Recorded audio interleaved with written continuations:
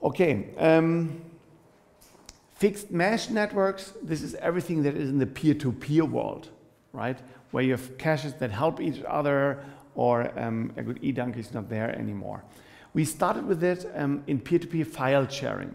It's not so big now anymore, but at the time we looked into this and we looked, where do the torrents really lose time? And then you look at this is the torrents. So they find out where are the torrents, and you see something, there is a peak here in the beginning, and then you have a small behavior going down and then it goes up again. This is what normally happens. And when we looked into this, we said, first you have to understand why is this, right? So if you look for a file, first you have to find out where are the other that can help you, where are the torrents lying in the other peers. And therefore you wait for a long time, then you find it out, and you improve your knowledge about the other peers and torrents. So it goes down a bit, but in the end, you had this, which means normally your downloading bar went to 98 and stuck. Then you got 99, and then it took really long. And this is the coupon collector problem. You get torrents, but you get the wrong torrents. Everybody gives you torrents. So we said, okay, then let's do this, code it. But then we understood, oh, this will be only here. No, here we cannot do anything. Only this small peak we can repair.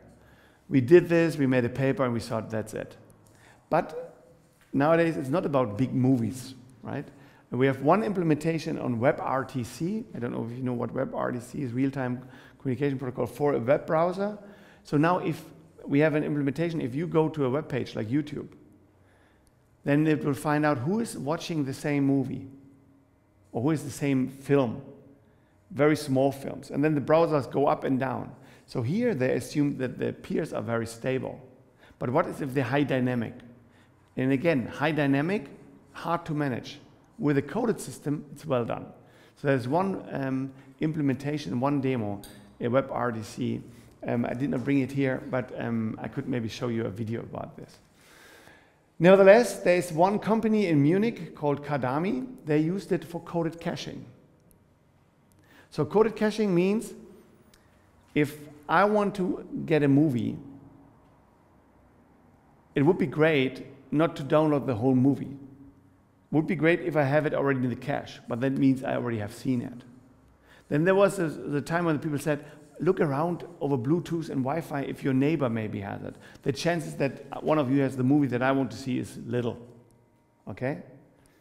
But think about, I have seen a video A, and I want to see video B, and somebody in my cell, just in my cell, 500 meters around me, wants to see the movie B. Now I want to see B. I said, I watched A, I cached A, I want to see B, and somebody watched B. So I could go there and say, send it over to me. But there's no gain in that, right? But imagine the other one wants to say A, the one that I have cached. So we should just exchange, but we can't do it over Bluetooth. We are way too far. But imagine now what a network operator could do. If the network operator understands that I have A and wants B, and the other one has the inverse wish, it has B cached and wants A. He just has to send out broadcast one stream, the XOR of both movies, and he can reduce it by 50%.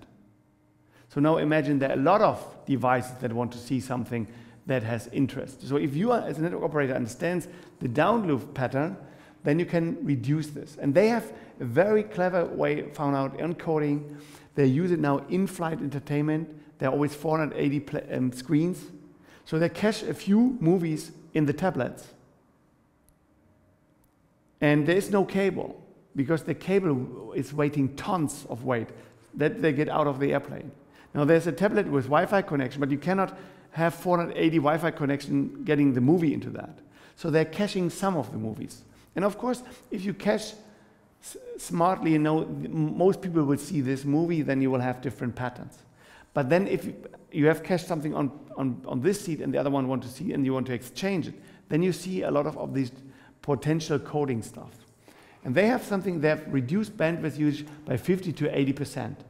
And they have a very nice demo if you watch it, what happens if you have the coded caching and when you don't have it, very interesting. Also, Kadami is a startup from Munich, also on the Exist program, very interesting. And there you see there's Kadami and Steinwurf that did something there together.